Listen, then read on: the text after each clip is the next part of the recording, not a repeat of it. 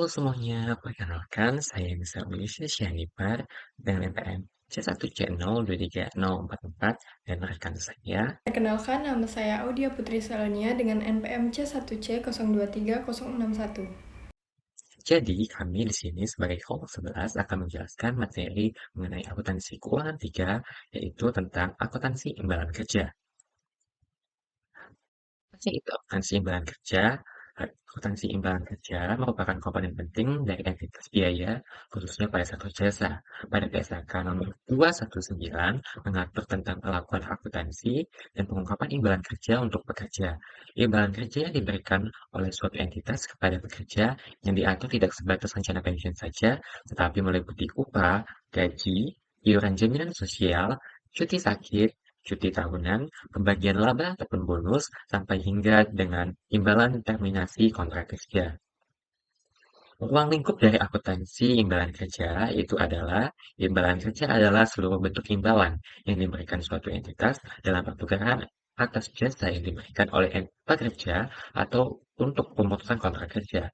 Jika dilihat dari jenis imbalan kerja yang termasuk ke dalam definisi imbalan kerja di PSAK 219 yang diatur oleh IAI adalah yang pertama itu adalah imbalan jangka pendek seperti upah, gaji, ataupun bonus, hingga iuran jaminan sosial. Yang kedua itu adalah imbalan pasca kerja seperti pensiun, asuransi jiwa, pasca kerja, tunjangan kesehatan pasca kerja. Yang ketiga adalah imbalan jangka panjang lainnya seperti cuti, berimbalan, dan yang terakhir adalah imbalan pemutusan kontrak kerja. Apa sih tujuan dari adanya akuntansi imbalan kerja? Terdapat dua tujuan. Yang pertama itu adalah mengatur akuntansi untuk pengungkapan imbalan kerja. Yang kedua adalah mengharuskan entitas untuk mengakui. Yang pertama adalah liabilitas jika pekerja telah memberikan jasanya dan berhak memperoleh imbalan kerja yang akan dibayarkan di masa depan, serta beban jika entitas menikmati manfaat ekonomis yang dihasilkan oleh jasa yang diberikan oleh pekerja yang berhak memperoleh imbalan kerja. Nah, untuk jenis-jenis imbalan kerja akan dijelaskan oleh teman saya Audia. Baiklah, saya akan menjelaskan mengenai jenis imbalan kerja. Yang pertama adalah imbalan kerja jangka pendek, yang dimana imbalan kerja ini diharapkan diselesaikan seluruhnya sebelum 12 bulan setelah akhir periode pelaporan. Imbalan ini diberikan saat pekerja memberikan jasa. Contoh imbalan kerja jangka pendek itu sendiri ada gaji dan upah, iuran jaminan sosial, cuti berimbalan, bagi laba dan bonus. Kemudian ada imbalan lainnya yaitu rumah, kendaraan dinas. Selanjutnya ada perlakuan akuntansinya itu sendiri sederhana, tidak memerlukan perhitungan aktuaria, tidak didiskontokan karena bersifat jangka pendek.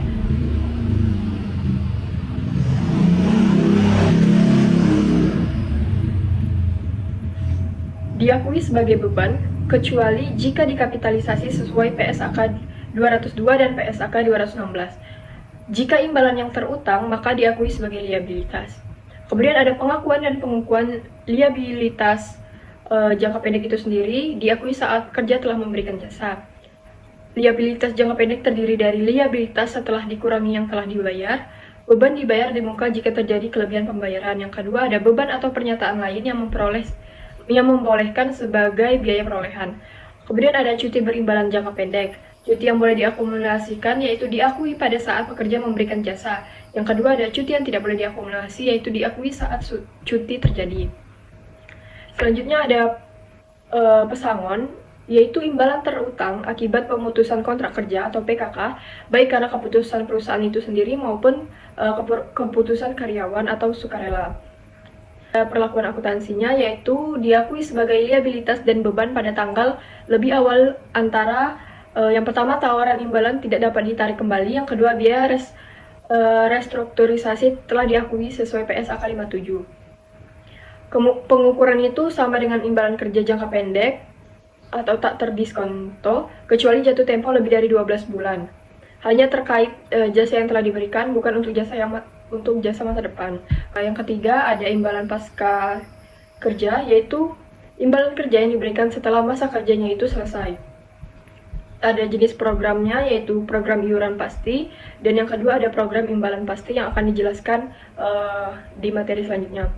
Selanjutnya ada yang keempat, imbalan kerja jangka panjang lainnya, yaitu imbalan kerja selain pesangon dan imbalan pasca kerja yang jatuh tempo lebih dari 12 bulan setelah periode pelaporan. Adapun perlakuan akuntansinya itu sendiri menghitung total nilai neto dari biaya jasa, yang kedua ada biaya bunga neto atas liabilitas atau aset imbalan pasti neto, yang ketiga ada pengukuran kembali liabilitas atau aset imbalan pasti neto. Baik, untuk materi selanjutnya akan saya jelaskan mengenai program iuran pasti imbalan kerja. Apa sih program iuran pasti pada imbalan kerja? Program iuran pasti merupakan skema imbalan pasca kerja di mana pemberi kerja melakukan pembayaran iuran dalam jumlah tetap kepada dana pensiun. Nah, iuran tersebut dapat berupa jumlah nominal tertentu, persentase dari gaji karyawan, ataupun persentase dari pendapatan pemberi kerja. Besaran manfaat yang diterima oleh peserta program tergantung pada akumulasi iuran dan hasil investasi yang diperoleh. Oleh karena itu, risiko investasi akan ditanggung sepenuhnya oleh peserta, bukan pemberi kerja. Maksud di sini, peserta merupakan karyawan dari suatu perusahaan. Nah, karakteristik dari program iuran pasti yaitu yang pertama, manfaat yang diperoleh oleh peserta atau karyawan merupakan hasil dari akumulasi, iuran, dan perkembangannya. Yang kedua, pemberi kerja tidak memiliki kewajiban tambahan selain membayar iuran yang telah ditetapkan. Yang ketiga, risiko investasi sepenuhnya menjadi tanggung jawab peserta program. Yang keempat, pencatatan akuntansi lebih sederhana dibandingkan dengan program imbalan pasti yang akan saya jelaskan setelah ini. Contoh dari program iuran pasti yang ada di Indonesia, yang pertama adalah program jaminan hari tua atau yang dikenal dengan JHT pada BPJS Ketenagakerjaan, di mana program ini memberikan manfaat berupa saldo akumulasi iuran dan hasil pengembangannya. Iuran terdiri dari 3,7% yang dibayarkan oleh pemberi kerja dan 2% yang ditanggung oleh pekerja, di mana manfaat ini dapat dicairkan setelah pekerja mencapai usia pensiun ataupun mengalami cacat total tetap ataupun meninggal dunia. Yang kedua adalah program pensiun DPLK atau yang kita kenal dengan dana pensiun lembaga keuangan. Nah, untuk dana pensiun DPLK ini dapat diikuti oleh individu maupun perusahaan, di mana iuran berasal dari pekerja, pemberi kerja, ataupun kombinasi dari keduanya. Di mana untuk program pensiun DPLK ini bersifat fleksibel dalam penentuan besaran iuran dan manfaat yang akan diterima oleh mereka. Untuk akuntansi program iuran pasti, penerapannya itu adalah pemberi kerja hanya akan mengakui beban iuran dalam laporan keuangan, di mana tidak memerlukan perhitungan aktuaria karena kewajiban pemberi kerja terbatas pada jumlah iuran yang telah ditetapkan. Jika terdapat iuran yang belum dibayarkan, akan tercatat sebagai liabilitas, dan jika terdapat kelebihan pembayaran, akan dicatat sebagai aset ataupun beban dibayar di muka.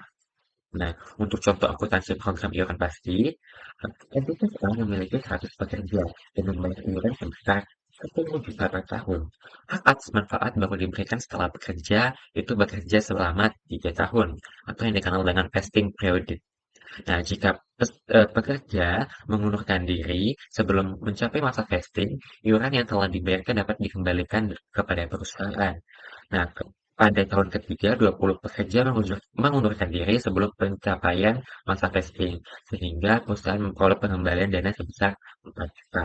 Bagaimana jurnalnya? Untuk jurnal akuntansi pada tahun pertama dan kedua, itu beban iuran pensiun didebit sebesar 10 juta dan kas dikredit sebesar 10 juta. Nah, untuk tahun ketiga dengan pengembalian iuran karena ada 20 pekerja itu mengundurkan diri, sehingga untuk jurnalnya adalah kas di debit sebesar 4 juta dan beban iuran pensiun sebesar 4 juta.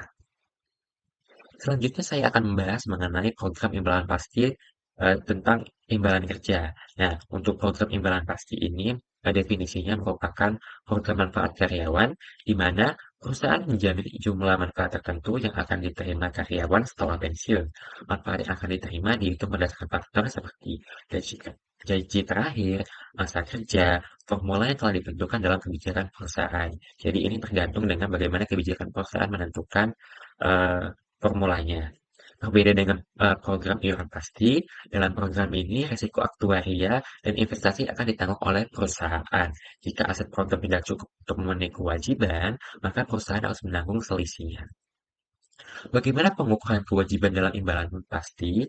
Untuk mengukur kewajiban imbalan pasti, perusahaan menggunakan metode Project Unit Credit atau yang dikenal dengan PUC. Nah, dalam metode ini, eh, manfaat dihitung berdasarkan proyeksi gaji dan jumlah tahun kerja karyawan. Ada beberapa komponen utama dalam pengukuran kewajiban imbalan pasti. Yang pertama adalah nilai Gini, kewajiban pasti atau yang dikenal dengan DBO, yaitu nilai manfaat yang dijanjikan yang dihitung dalam nilai saat ini. Yang kedua itu adalah aset program, di mana jika perusahaan memiliki dana pensiun, aset ini digunakan untuk membayar manfaat pensiun pekerja. Setelah itu juga ada biaya biaya jasa kini, yaitu peningkatan kewajiban akibat hak yang diperoleh karyawan selama periode berjalan. Yang keempat ada biaya bunga, yaitu biaya akibat kewajiban yang terus bertambah seiringnya dengan waktu. Dan yang kelima adalah keuntungan atau kerugian aktuaria. Keuntungan atau kerugian aktuaria ini terjadi akibat perubahan asumsi aktuaria, misalnya seperti meningkatnya tingkat diskonto, meningkatnya kenaikan gaji, ataupun harapan hidup. Nah, untuk contoh program imbalan pasti yang ada di Indonesia itu yang pertama ada tentang Undang-Undang Nomor 13 Tahun 2003 mengenai ketenagakerjaan di mana pemerintah menetapkan ketentuan imbalan bagi pekerja berdasarkan masa kerja dan jenis PHK. Imbalan ini dihitung berdasarkan upah bulan terakhir dan perusahaan wajib untuk membayar kompensasi sebelumnya. Yang kedua adalah program imbalan pasti melalui dana pensiun pemberi kerja, di mana dibentuk oleh perusahaan untuk memberikan manfaat pensiun bagi karyawan, menyebabkan kewajiban finansial bagi pemberi kerja untuk menjamin dana pensiun karyawan.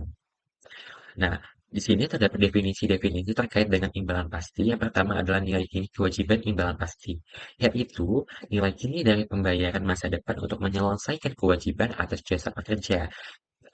Untuk nilai kini kewajiban imbalan pasti itu tidak dikurangi dengan aset program. Nah, jika dikurangi dengan aset program, namanya bukan lagi nilai kini kewajiban imbalan pasti, melainkan nilai kini kewajiban imbalan pasti neto atau nilai bersihnya. Yang kedua adalah aset program atau yang dikenal dengan dana imbalan kerja jangka panjang. Asetnya dimiliki dana terpisah untuk membayar atau mendanai imbalan kerja.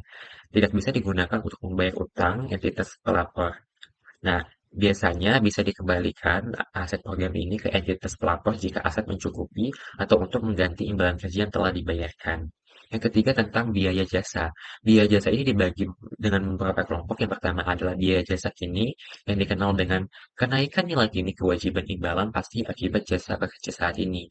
Yang kedua, untuk tentang biaya jasa dikenal dengan biaya jasa lalu, yaitu perubahan kewajiban akibat amandemen program.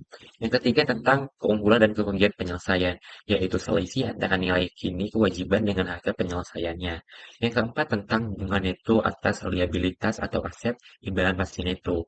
Ini membahas tentang perubahan liabilitas ataupun aset imbalan pasti neto akibat waktu. Untuk ini dihitung dengan nilai tingkat diskonto dikalikan dengan liabilitas ataupun aset imbalan hasil pasti neto. Yang kelima itu adalah imbalan hasil aset program, yaitu adalah penghasilan dari aset program seperti bunga, dividen, ataupun keuntungan. Biasanya imbal hasil aset program ini didapat dengan mengurangi biaya pengolahan dan atas pajak terkait. Yang keenam adalah keuntungan dan kerugian aktuarial. Bagaimana bisa munculnya keuntungan dan kerugian aktuarial? Biasanya itu akibat dengan penyesuaian pengalaman seperti perbedaan aset atas asumsi awal dengan kenyataan ataupun perubahan asumsi aktuarial. Nah, tadi kan saya telah menjelaskan apa sih itu metode aktuarial dalam imbalan pasti. Di sini saya akan menjelaskan lebih rinci apa sih metode aktuarial. Dari pengertian metode aktuarial itu adalah metode untuk memperkirakan jumlah imbalan yang akan diterima pekerja dengan menggunakan asumsi aktuarial seperti estimasi kenaikan gaji maupun hasil investasi. Tetapi ada risiko utama dalam metode aktuarial, yaitu resikonya itu adalah estimasi berbeda dengan kenyataan atau imbalan lebih kecil dari harapan. Atau aset investasi tidak cukup untuk membayar imbalan sehingga memiliki dampak menimbulkan kadang-kadang dampaknya bisa positif dan baik yaitu menimbulkan keuntungan ataupun kerugian aktuarial bagi perusahaan. Bagaimana penerapan akuntansi dalam program imbalan pasti? Yaitu yang pertama menentukan nilai kini liabilitas imbalan pasti. Untuk menentukannya kita menggunakan metode actuarial project unit credit dengan estimasi biaya akhir atas imbalan pekerja berdasarkan jasa yang telah mereka berikan kepada perusahaan. Yang kedua, kita melakukan penentuan nilai wajar aset program. Nah, jika dana dikelola lembaga eksternal, nilai wajar diminta dari lembaga tersebut. Jika perusahaan menghitung sendiri, maka nilai wajar aset program mengurangi liabilitas imbalan pasti. Yang ketiga, menentukan liabilitas atau aset imbalan pasti neto. Nah, untuk menentukan ini, diskonto imbalan untuk mendapatkan nilai kini kewajiban, di mana didapat dari pengurangan nilai gini kewajiban dengan nilai wajar aset program, dan hasilnya itu mendapat defisit maupun surplus atau yang dikenal dengan liabilitas ataupun aset imbalan pasti neto. Yang keempat adalah jumlah yang dapat diakui dalam laba rugi. Itu dalam akuntansi program imbalan pasti yang akan diakui itu adalah biaya jasa kini, biaya jasa lalu atau keuntungan, kerugian penyelesaian, dan bunga neto atas liabilitas atau aset imbalan pasti neto. Yang kelima adalah pengukuran kembali di penghasilan komprehensif lain, itu di bagian laporan laba rugi dan penghasilan komprehensif lain. Untuk pengukuran kembali biasanya yang diukur itu adalah keuntungan dan kerugian aktuarial, imbal hasil atas aset program di luar bunga netonya, dan yang ketiga adalah perubahan batas atas aset yang diukur. Nah, untuk contoh soal program dari imbalan pasti, di sini ada di awal tahun perusahaan A memiliki nilai kini kewajiban imbalan pasti sebesar 200 juta dan aset program sebesar 100 juta. Tingkat diskontonya yang diketahui adalah 10%. Imbal hasil dari aset program aktuarial adalah 15 juta. Berapakah jumlah pendapatan atau biaya bunga yang diakui perusahaan dalam OCL? Atau di sini bisa dilihat jawaban dari pertanyaan tersebut, kita cari dulu berapa sih imbalan hasil atas aset program aktual itu adalah 15 juta. Nah, sehingga pendapatan bunga yang telah diakui itu aset programnya tadi kan sudah dikasih tahu yaitu 100 juta. Jika diskontonya adalah 10%, tinggal kita kalikan 10% dikalikan dengan 10 juta, yaitu adalah pendapatan bunga di OCL adalah 5 juta. Nah, jika di akhir tahun jumlah imbal hasil atas aset program adalah 107 juta. Berapakah pengukuran kembali imbal hasil atas aset program? Caranya pengukuran kembali atas hasil program kita tinggal kurangi eh, yang jumlah imbal hasil yang diketahui itu 107 dikurang dengan 105 ini dapat dari aset program yang awal ditambah dengan pendapatan bunga yaitu jadi 105. Jadi 107 dikurang 105 juta yaitu adalah 2 juta. Baik, untuk materi selanjutnya mengenai penyajian akan dijelaskan oleh teman saya, Audi. Materi selanjutnya ada penyajian dan pengungkapan. Penyajian imbalan pasti itu sendiri adalah penyajian dalam laporan keuangan mengacu pada bagaimana informasi terkait imbalan kerja ditampilkan dalam laporan laba rugi, neraca, atau catatan atas laporan keuangan. Imbalan kerja jangka pendek itu seperti gaji dan tunjangan yang dibayarkan dalam waktu 1 tahun tidak memiliki penyajian khusus yang ditentukan oleh PSAK 216. Kemudian ada pesangon dan imbalan pasca kerja juga tidak memiliki aturan penyajian yang spesifik, tetapi tetap harus disertakan dalam laporan sesuai standar akuntansi yang berlaku.